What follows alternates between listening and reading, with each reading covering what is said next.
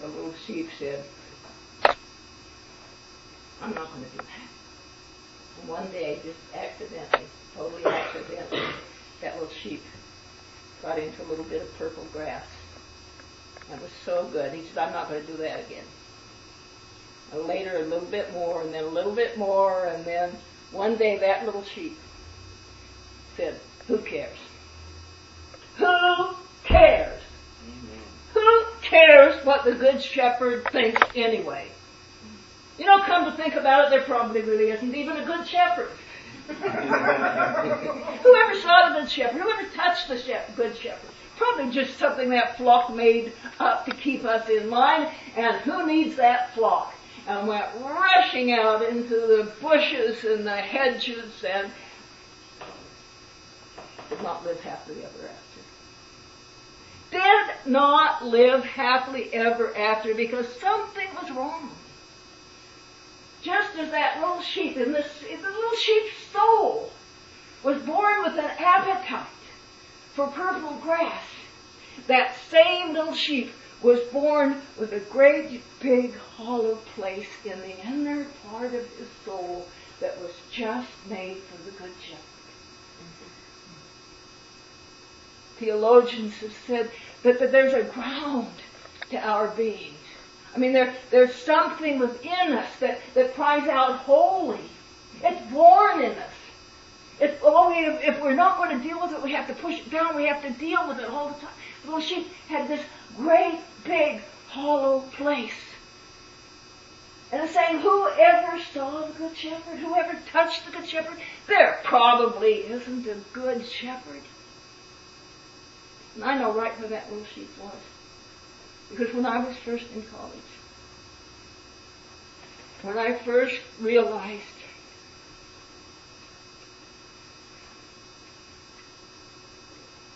that I was told that the Good Shepherd didn't want me, I said, there probably isn't such a thing as a Good Shepherd. Whoever touched the Good Shepherd, probably is no such thing. But what about truth? Whoever touched truth? How can you hold on to truth? Truth disappears as soon as things happen. You can't call it back. Is there really such a thing as truth? Is it really, really there? What about justice? What about justice? Maybe might does make right after all. And what about love? What about this thing in our souls that we call love? That causes us to do maybe heroic things, maybe beyond ourselves. If we'd never heard about love, if we'd never read about love, would we be capable of love? Is there really such a thing as love? I was just such a nihilist. No. I was so bad. I had a friend who brought me a cartoon to school. It was a Jules Feiffer cartoon. And in this cartoon, there's a little girl. And she goes to her mom and daddy, who had 4 friends, and says, Mom and Daddy, is there a Santa Claus? And Mom and Daddy said, well, yeah, there's a Santa Claus. She didn't believe Mom and Daddy. She wrote to the newspaper, she said, dear newspaper, is there a Santa Claus? And the newspaper wrote back, yes, Virginia, there is a Santa Claus. She didn't believe the newspaper. She wrote all the way to the North Pole, dear Santa, do you really exist? And Santa wrote back, dear Virginia, does anything really exist? And sent her a book on metaphysics instead of the doll she really wanted.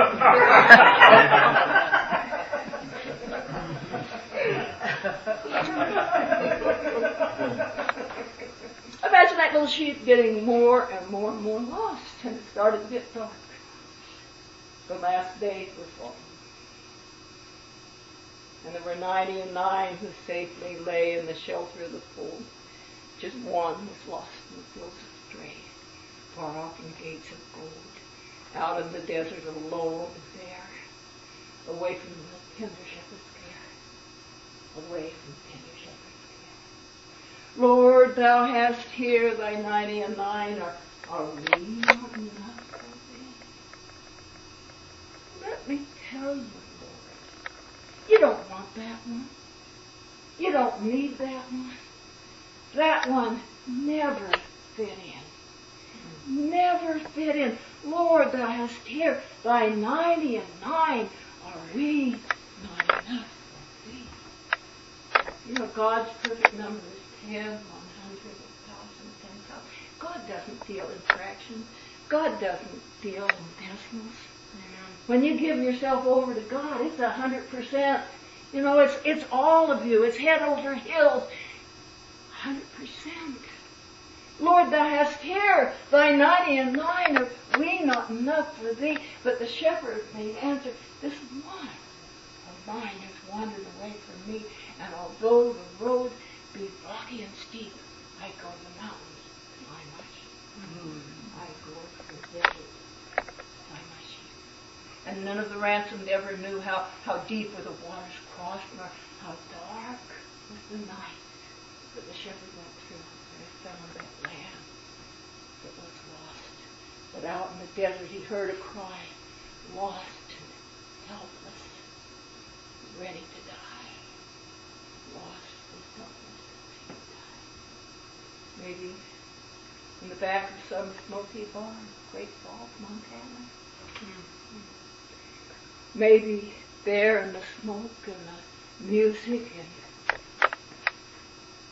the night and the dark. Maybe that little lamb just looked up one day and saw the Good Shepherd coming into that place. Of all places, that place. He just looked at him. And he saw the Good Shepherd coming closer again. He said, go away. Go away. You don't want me, just go away and leave me alone. And the Good Shepherd coming closer and saying, behold, I stand at your door and I knock. And if anyone opens that door, I will enter in. She says, no, you don't want me. Just leave me alone. Just get out of my life. Leave me alone. The shepherd saying, who told you I didn't want you? Who told you I didn't want you? The flock morals. The one on radio. The one on TV. The one who stood behind the pulpit every Sunday morning. He told me you didn't want me. And Jesus making answer said, all who ever came before me are thieves and robbers, and they have scattered my sheep. And I have come that they should have life, and that they should have it more abundantly. Imagine the shepherd getting closer there. And the little sheep saying, you still don't understand. You don't love me. I was born with an appetite for purple grass. The shepherd said, well, I know that. I was there when you were created. I know everything about you. I've come that I can take you into myself, that where I am, there you will be also. Come home. And imagine the Good Shepherd just leaning over toward that little lamb. And I've come to the part of the sermon where you're going to have to help me. I want you to close your eyes. I want you to just close your eyes, to close out everything around you. Because I want you to go back and find that place in your life where the Good Shepherd was the most real to you.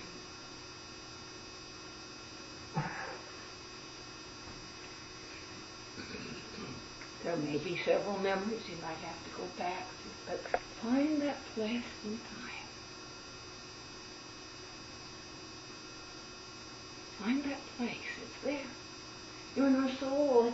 Nothing is lost. Find that place where the Good Shepherd was the closest to you. And when you get to that place, the Good Shepherd has never left that place. The Good Shepherd has never left. If we had music, I'd have them play right now. Come home, come home. Ye who are weary, come home.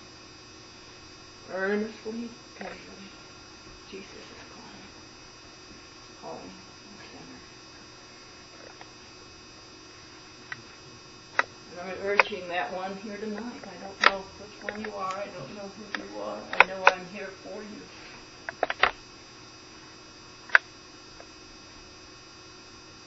Come home. Let go, let God.